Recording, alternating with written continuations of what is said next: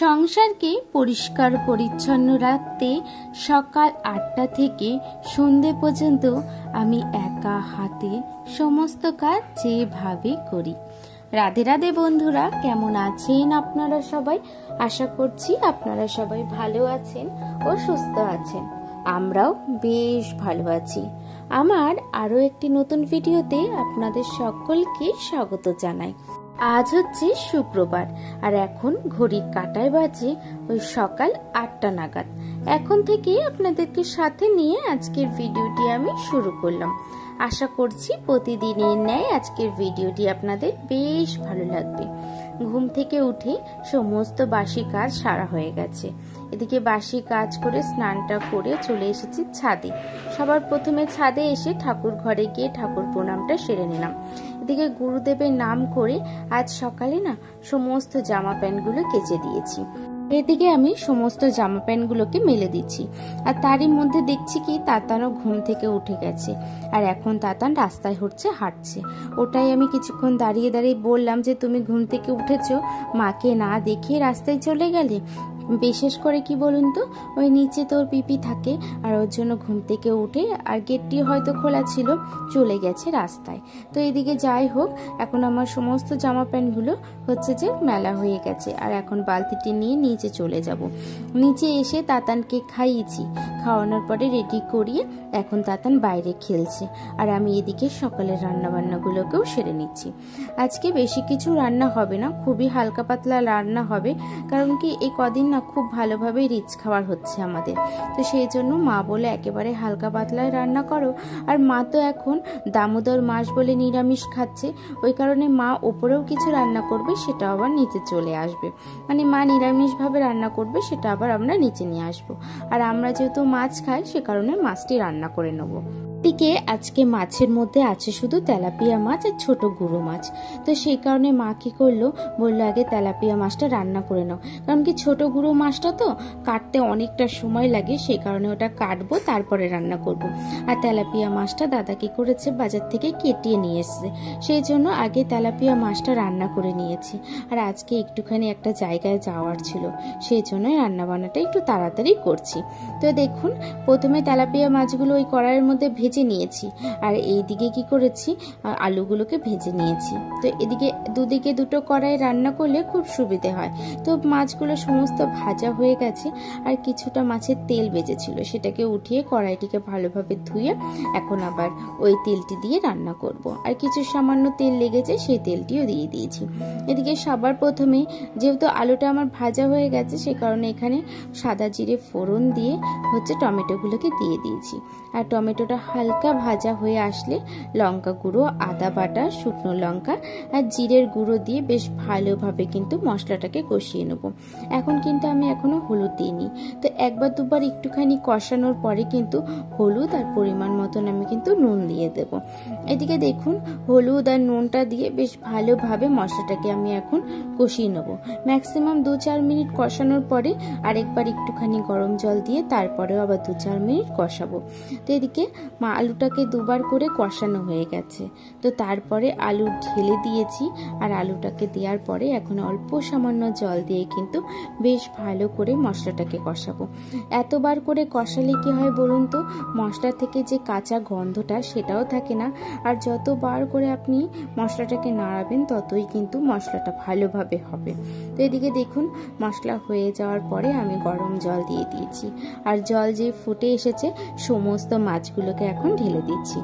একদিকে আমি কিছুটা মাছ লঙ্কা দিয়ে করেছি, মানে ঝাল। আর একটা একটুখানি লঙ্কা ছাড়া করেছি বাচ্চাদের জন্য। তো দুদিকে দুটো মাছই কিন্তু আমার হয়ে গেছে। আর এখন সমস্ত মাছগুলোকে ঢেলে দিয়ে একটু সামান্য ফুটে আসলে কিন্তু ভাজা জিরের গুঁড়ো আর গরম মশলা দিয়ে একটুখানি ঢেকে দেব। তারপরে কিন্তু গন্ধটা যে চলে যাবে, তো তারপরে ধনেপাতা দিয়ে সামান্য পরিমাণে ঢেকে কিন্তু আমার মাছ কিন্তু একেবারে জন্য রেডি, যাতে ধনেপাতা আর গরম মশলার গন্ধটা কিন্তু মাছের মধ্যে ঢুকে যায়। তো এদিকে দেখুন, আমার কিন্তু মাছও রেডি হয়ে গেছে। আর তার মধ্যে করতে কিন্তু ছোট মাছটাও কাটা হয়ে গেছে। এদিকে মাছ রেডি করে সকালবেলা সবার খাওয়া দাওয়া হয়ে গেছে। খাওয়া দাওয়া সেরে চলে এসেছি সমস্ত বাসন নিয়ে বাইরেটা চলে এসেছি। এই চাতালের মধ্যে সমস্ত বাসনগুলোকে ধুয়ে দেব, কারণ কি অনেকটা পরিমাণের বাসন তো, আর সেখানে যদি ওই বেসিংয়ে ধুতে যাই অনেকটা সময় চলে যাবে। কিছু বাসন মেজে ধুয়ে রাখবো, আবার কিছু বাসন বের করব, তো এই করতে করতে কিন্তু অনেকটা সময় আমাদের চলে যায়। সেই জন্য সমস্ত বাসনগুলোকে যেহেতু বাইরে নিয়ে আসলে ধুতেও বেশ সুবিধে হয়। এদিকে আমার সমস্ত বাসনগুলোকে মাজা হয়ে গেছে, তো তারপরে সমস্ত বাসনগুলোকে ধুয়ে ধুয়ে একটা জায়গায় রেখে দিচ্ছি। আর প্রত্যেকটা বাসন কি করব, বাইরের হচ্ছে যে জল ঝাড়ার জন্য রেখে দেব, তাহলে কিন্তু জলটাও আমার ঝরে যাবে। আর ঘরে নিয়ে গেলে আবার তো রান্না বসাবো, তো জল ঝাড়াতেও অনেকটা সময় লেগে যাবে। এদিকে তাতানের স্নান খাওয়া দাওয়া সবকিছু কমপ্লিট করে নিয়েছি। ওকে না মাঝে মাঝে ফাঁকে ফাঁকে আমি কাজগুলোকে সেরে নিই, কারণ কি বাচ্চা মানুষ তো কখন ঘুমিয়ে পড়ে এই একটা মুশকিল। আর তাতান জানেন তো খুব বেশি ঘুমায় না, ঘুমানোর মধ্যে এই সকালের সময়টুকু ঘুমাবে, আবার সেই রাত্রেবেলা ঘুমায়। সেই জন্য ওকে না আমি সকালের দিকটাকে একেবারে ভারী খাবার দিয়ে ঘুম পাড়াই, যাতে ও অনেকক্ষণই ঘুমায়। যেহেতু রাতের ঘুমটা হয় না বেশি, রাতে ঘুমাতে ঘুমাতে সে 12টা 1টা কখনো 2টোও করে দেয়, তো ঠিক থাকে না, তো সেই কারণে। এদিকে দেখুন সমস্ত বাসনগুলোকে এখন কি করেছি, চাতালের মধ্যে জল ঝাড়ানোর জন্য রেখে দিয়েছি। এদিকে জল টল ঝরিয়েছি, দেখছি আকাশে মেঘও হচ্ছে, তো সেই জন্য মা বললো আগে জামা প্যান্টগুলো তুলে নাও, তারপরে রান্নাটা করতে চেও। যদি রান্না করতে করতে হঠাৎ বৃষ্টি আসে, এতগুলো জামা প্যান্ট তো তুমি একা এত তাড়াতাড়ি তুলতে পারবে না। তো সেই কারণে কি করেছি, আগে চলে এসেছি বাসনগুলোকে সমস্ত জল ঝরানোর জন্য রেখে ছাদে এসে যেই জামা প্যান্টগুলো শুকিয়েছে সেগুলোকে এখন তুলে নিচ্ছি, বাদ বাকি জামা প্যান্টগুলোকে পরে তুলে নেব। অল্প কিছু জামা প্যান্ট থাকলে খুব একটি কষ্ট হয় না। এই জামা প্যান্টগুলো তুলে চলে এসেছি ঘরে এসে এখন ছোট মাছটি রান্না করে নেব। ছোট মাছটি রান্না করার জন্য সর্ষের তেলের মধ্যে কালো জিরে ফোড়ন দিয়ে পেঁয়াজ দিয়ে দিয়েছি। পেঁয়াজগুলো হালকা ভাজা হয়ে গেলে, যেহেতু মাছটিকে আমি বেগুন আর আলু দিয়ে করব, সে কারণে বেগুন আলু সমস্ত মশলা দিয়ে কিন্তু মাখিয়ে রেখেছি মাছটিকে। বেশ ভালোভাবে কিছুক্ষণ মেখে থাকলে কিন্তু রান্না করতে বেশ সুবিধে হয়। এদিকে দেখুন মাখা মাছটিকে এখন কড়াইতে দিয়ে দিয়েছি, আর কড়াইতে দিয়ে পুরো কড়াইটিকে ছড়িয়ে রেখেছি, যাতে তেলটা কিন্তু মাছগুলোতে এপিট ওপিট একটু সামান্য হলে ভাজা হয়ে যায়।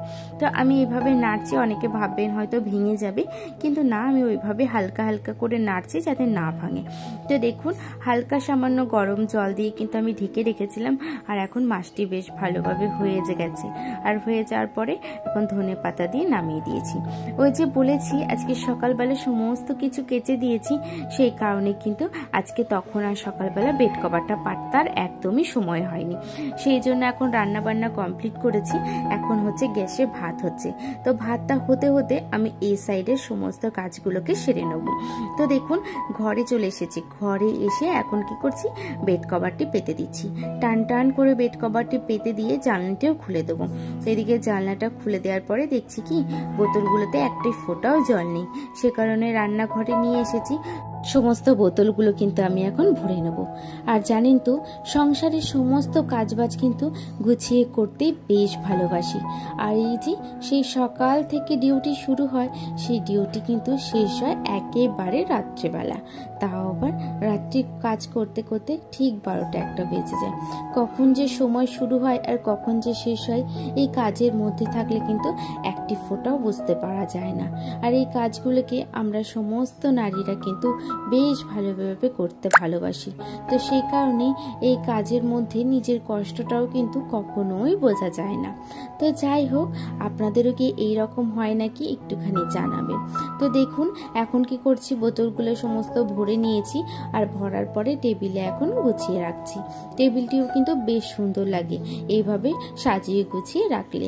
তো এদিকে ভাতটাও হয়ে গেছে, ভাতটাও উপর দিয়ে এখন আমি কি করছি, গ্যাসগুলোকে মুছে নিচ্ছি, কারণ কি অনেকটা বেলাও হয়ে যাচ্ছে, আর তারপরে তো সবাই চলে আসবে, সবাইকে খেতে দেবো। খেয়ে দিয়ে আমরা একটুখানি বেরোবো, বেরিয়ে আবার একটুখানি আসতে হবে, সন্ধ্যের কাজ বাজ আছে, ওই কারণে একটুখানি সমস্ত কাজগুলো করার না তাড়াতাড়ি চেষ্টা করি। তো দেখুন প্রথমে কি করেছি, গ্যাসটিকে এখন হচ্ছে একটু স্কচব্রাইট আর সাবান দিয়ে ভালোভাবে ডলে মুছে নিয়েছি, যেহেতু ভাতের কিছু মার পড়েছে সেই কারণে। তো এদিকে মুছে নেওয়ার পরে রান্নাঘরটিকে পরিষ্কার করে খাওয়া দাওয়া করে বেরিয়ে গেছিলাম, আর আপনাদের সাথে কোনো রকম ভিডিও করতে পারিনি। তো বাড়ি এসে এখন আমি সন্ধ্যেটি দিয়ে দিচ্ছি। আর আজকের মতন ভিডিওটা আমি এখানেই শেষ করলাম। যদি আমার ভিডিওগুলি ভালো লেগে থাকে তাহলে আমার পাশে থাকবেন, আর দেখা হচ্ছে অন্য একটি ভিডিওতে অন্য কিছু কথার সাথে।